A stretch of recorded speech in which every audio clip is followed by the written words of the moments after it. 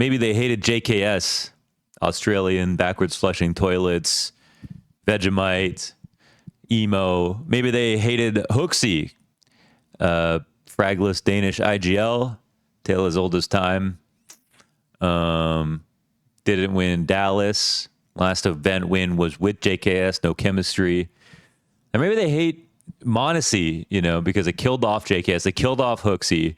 So instead of torturing them like they're doing to Monacy, they get to like let those other players be free to go somewhere else. Like JKS can now go to Liquid.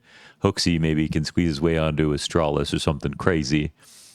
And for Monacy, well, he just has to stick it out. He has to just take whatever the team wants to give him, the organization wants to give him. Yeah, so we did have Perfecto on the bench at Cloud9, and rumor has it that he was going to be sold or trying to be sold for $500,000. They want to spend that money. But the irony of not spending money when you have a player like Monacy and players like Monacy and Nico on your team means that in the long term, if you're intent on staying in Tier 1, you might just lose more if your team ends up falling out of Tier 1. And it's possible. Now, it's not all doom and gloom. That snax coming in as the IGL of G2 is not something that people are excited about at the moment. Snax is, for 2014, 2015, 2016, he was a top 5 player in the world. He's probably the most talented Polish player ever to play the game, major champion, Taz's friend. And we went from Nico's friend to Taz's friend here with the snax signing. So yeah, as an IGL, I think I was personally excited to see him be the IGL for Gamer Legion when he made sort of his comeback into the Tier 1. This was an interesting opportunity for him. But on Gamer Legion, he wasn't a good IGL. They have not actually accomplished anything, and they've struggled quite a lot. You've seen a stat being flown around that he's had the worst T-side conversions in the top 30. And people are talking about whether or not Ash has had an impact on, or should be taking credit for Gamer Legion and what they've been able to put together to get attention. In my opinion, the only attention they ever got was with Shuhei, and it stopped really there. So they've done a good job, however, of selling players. So shout out to Gamer Legion for that one. But I'm going to give you the straight dope right now. People are not very excited about snax IGLing for a team to replace Hooksy, who is a more accomplished IGL, a better IGL, and honestly, snax isn't a star fragger anymore. So yes, he will be an improvement on the frags. Yes, he can place some. There's actually a role clash now on every map for G2. So yeah, he can. Which this, by the way. This doesn't get into specifically what's going to work and what doesn't, but it does show that with the addition of Malbs to the team, which was the last one, that there were obviously role clashes specifically with Hunter and Nico, as he was the guy who had all of the star roles over on M80. And now with snax coming into the team, doesn't really solve a lot of these problems, adds more, and now has to call for, in an elite lineup here. And at least on the upside for snax is going to have better players to be able to call for just more quality players and hopefully can get better results like that. But for G2, they're the team that they lose an IGL that maybe needed to go, but they didn't get an IGL that is provably better. I don't. It's not that I don't know why this happened, because if I would guess. It's two things. Nico doesn't want to call right now, and we have a very dry market for IGLs. There's nothing out there. So it could have been something like trying to get Glaive to come to G2, which already seems like that's like a good sign for that's like a good indication of how dry the market is, right? So Glaive is still himself not even proven that he's really staged this comeback in a meaningful way and can get to the form that he used to have. snax has certainly not proved that with his attempt on Gamer Legion. And Shuhei and Kickstand are the last two cool IGLs that were younger that people were willing to take a chance on in Tier 1. They've now found themselves comfortably on, Shuhei's original team, Maus, after leaving from Gamer Legion. And yeah, Gamer Legion have him to thank for a lot of stuff, to be honest. And so I'm, it's just like, yeah, Monacy's the one who has to. That's the part that makes me mad, right?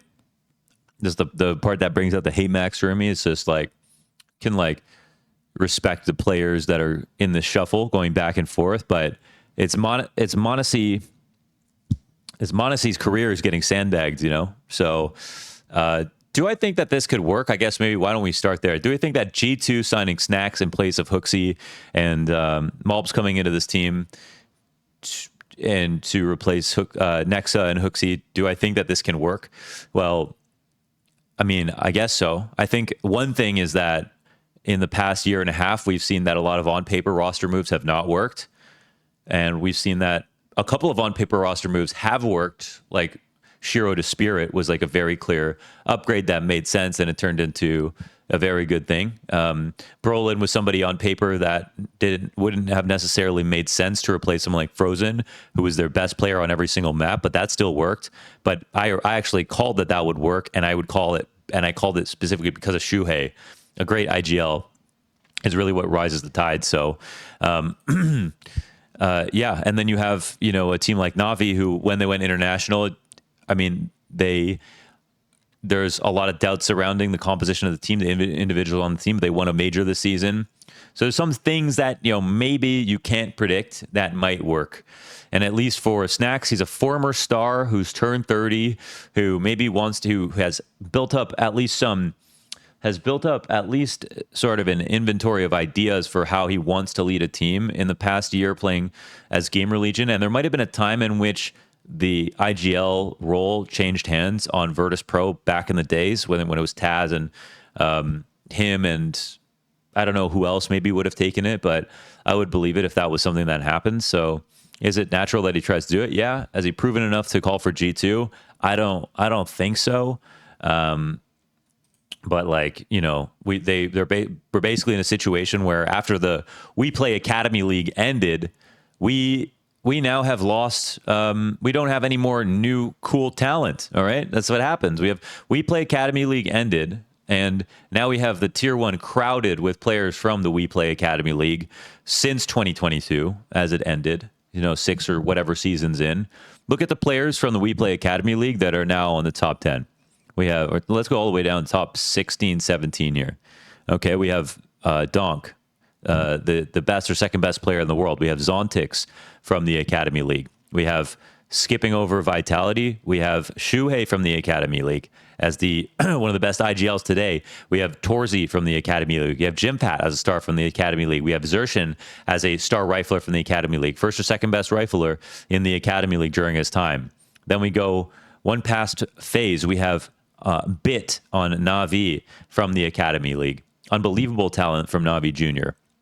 And we have G2. We have Monacy from the Academy League. We are talking about players who are literally stars from the Academy League who are now stars on the top 6 teams in the world. We have Bro from the Academy from Astralis that somehow managed to upgrade Blame F.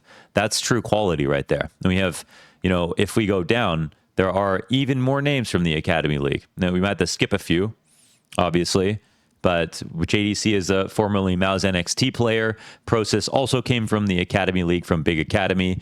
And Crimbo, he did also, right? Yeah, he was also he was the most clear upgrade for the Big Academy, if I remember that correctly. He's been on Big for so long now, I just can't even remember. But Maxter and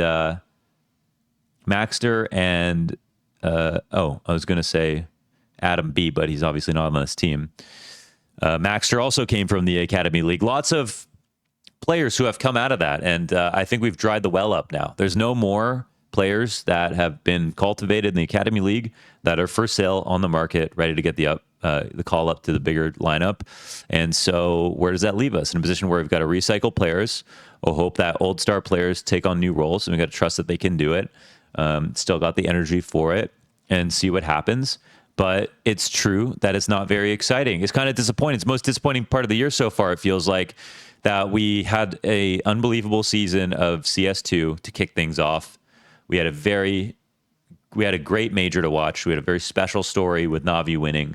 We had IEM Dallas, which was incredible. We had the Kato Donk run, which is also just like, these are like 3 instantiations that you could never replicate, just crazy things. 1.70 rating over an event like Kato and the international Navi major, and it's wild. Stewie winning Dallas, and it's wild what we got. But when it's come to this off season, it's not been that special or interesting. It's kind of weird, and don't know what's going to happen next. And a lot of this is kind of focused on G2. Wondering, with Liquid, I don't even know if this is out or if I just heard this, but Hades to Liquid, it just, an incredibly sort of who know, what were they going to do when they replaced Cadian? You know what I mean? And then at least with Hades, he can be really, really good. But it's these moves, it's maybe they work, but they're not exciting right now to think about. So the proof will be in whether or not it goes somewhere. I just don't know. I don't really know how to be excited about this. And you know me, you guys know me, you guys know how I feel. The only thing that makes me angry is not these players getting chances to play for tier 1 teams. It's the players on these tier 1 teams whose clocks are ticking. I don't want to see, when we watched Navi 2018 and 2017 and watched Simple play and saw the MVPs he gets with his team not good enough to keep up with him, and him not winning the tournaments he was supposed to, and the majors he couldn't win. You just felt robbed for him, and for as fans of the game, of the story of this champion, our GOAT, having such a flawed lineup that they can't pull out the wins that they're supposed to. And G2 are one of those lineups right now with m0NESY, Nico, and honestly Hunter's even getting so good now again too, that you just want them to be good, man. You just want them to be good. For me, m0NESY is the best player in the game today. He's above Donk, he's above ZywOo for me. Stats will tell you slightly different. Don't really care, to be honest. Even that was the case for ZywOo for many years, winning every single MVP for Vitality. At many points, didn't have a lineup. His lineup wasn't even as good as Simple's back then in 2018. Didn't even have an electronic beside him. And now that's changed, which is good. But I want to keep the amount of players who are young in the prime of their career. You want to see them well supported, right? So you want to see them well supported. So Jesus, at least G2, they get Mobs, which is just an interesting idea to have somebody like Mobs. But I feel what is the point of paying for their new IGL? And I know Hooksy wasn't even getting paid that much to play for G2. They got him when he was cheap. I don't know how much his salary's gone up, but he's not getting paid the same thing as Nico. I don't know how much m0NESY's getting paid. Probably a damn good amount. But they're paying money to make a change that, well, what can we say about it? Do we want a 0.10 or a 10% upgrade in the HLTV ratings on the frags when for your IGL, who's going to regularly bottom frag anyway? Is that the main difference that we're looking for? Maybe that's better than Nexa and Hooksy, who were just, both not holding up individually. You get Mobs and Snax, you get slight upgrades there. Maybe it's the case that Nico can do some of the calling and make, and somehow make this team do what they did in Dallas with slightly better players. Maybe the lurking from Snax does actually serve some purpose in this lineup. And maybe his ideas work very well for G2, but as a very loose team, and thinking about the way that Snax is called, I'm not really seeing it personally. I'm not really seeing it at all. So, wow, that's just, come on, man. Whatever. Okay. What's I doing here? It's time to learn Chinese. Kjaerbye is going to GG How. Now, there's no one Chinese on this roster, but I just thought it would be funny because GG How are a Chinese organization. Kjaerbye is making his comeback here. They're going to have some fans playing for GG How going to Shanghai. they're going to try to do this and qualify. So, hey, listen, Kjaerbye he's one of those guys, very talented, very young when he won his first major. That was the story with him. I'm sure he's getting tired of hearing it. Why not give it another shot? Who cares? Get out there. Have some fun with it. He is still 26 years old. GG how Kjaerbye, baby. Let's go. Liquid announced zews departure. And I don't know if I covered this, but I think I talked around it because it was sort of like Skulls is expected to join Furia. Cadian's going to the bench. And it's like, what are Liquid going to do in this situation? Because they didn't want to buy into that system. And it feels like the two best players on the team, who are Naf and Twists, really just weren't gelling with Cadian and his calling. And I don't know, it would be hard to go with Cadian because as an individual, he wasn't doing great and the system wasn't working too. And then your two players who are consistently nuts and they're also North American and they're also friends. It's like, yeah, how would you go against that? So Liquid are in a very tough spot.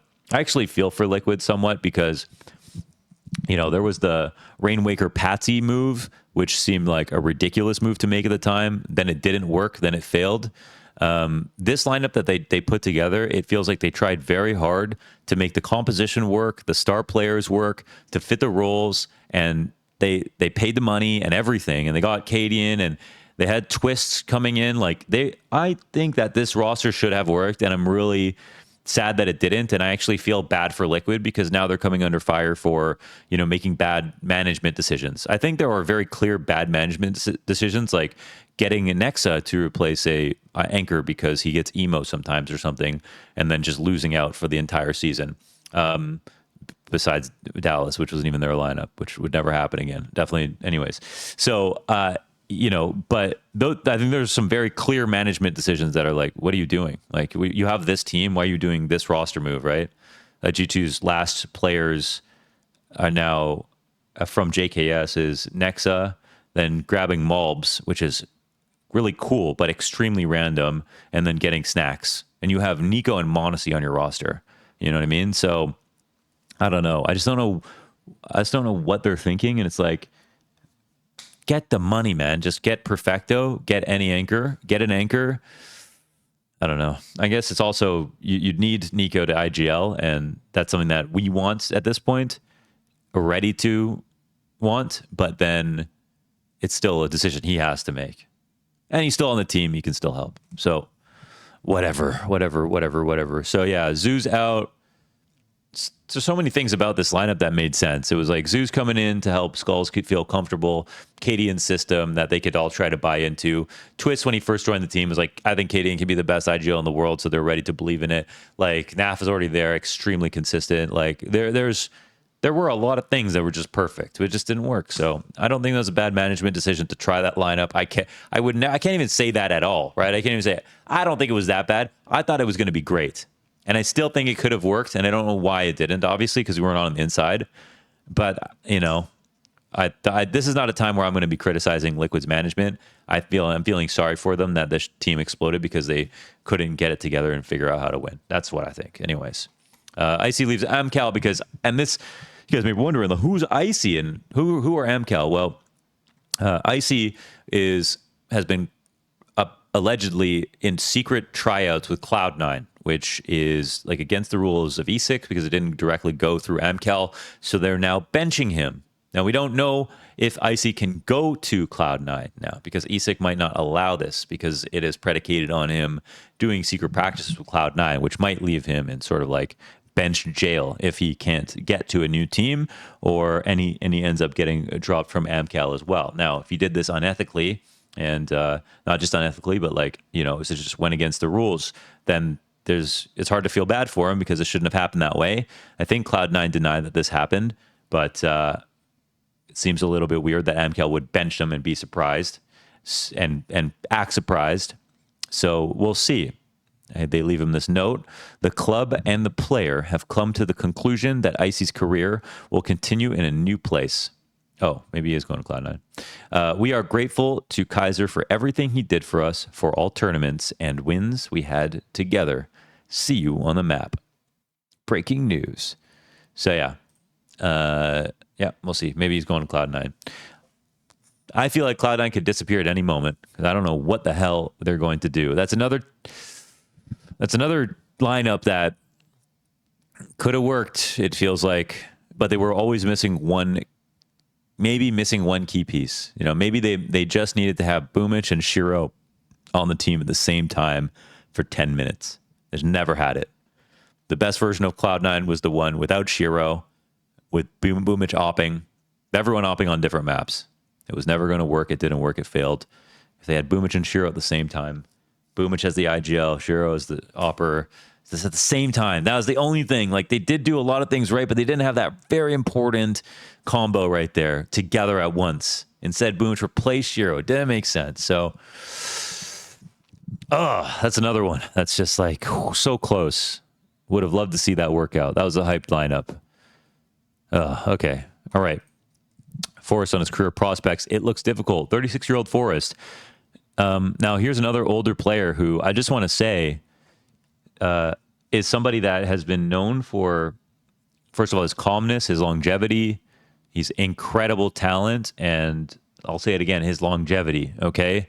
And I think that if there's someone that, like, in the Swedish scene, it is so rough right now that, you know, teams like Eyeballers, teams like Metasport or whoever, maybe not as up and coming or something, there's so much room for someone like Forrest to fit in, to help the next generation get to a good place. Or in his, for him, it's to get to a major. That's his goal right now, to, if he wants to decide to do it.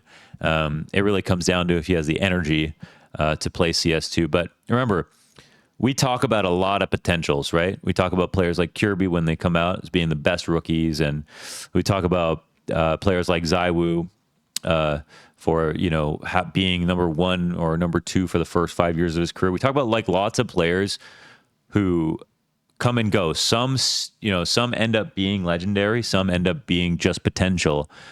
Forrest is legendary, right? Forrest is one of the very few true legends we've had in this game. And the same goes for snax. And so I just think it's good. We just want to keep our legends around. I think it'd be great for them to find a place on some kind of team. So, you know, obviously, there's some people now that don't even know about Forrest, but there are a few more famous and more legendary Counter-Strike players, let alone like Legends of Sweden, which is really the cynosure of Counter-Strike for many, many years, right? Until it sort of, in CSGO, it became Brazilian, then it became Danish. Before that, it was Fnatic and NIP, and in the 1.6, it was also a very Swedish affair. So, and that had Forrest and Kjaerbye as two of the main faces, and Crim's in this photo as well. But yeah, one of the very few true legends of the game. We've got to respect people who have actually achieved the things, not just been seen as someone who could potentially achieve things, because there was a difference. Yeah. Snax to G2. Let's see how it plays out.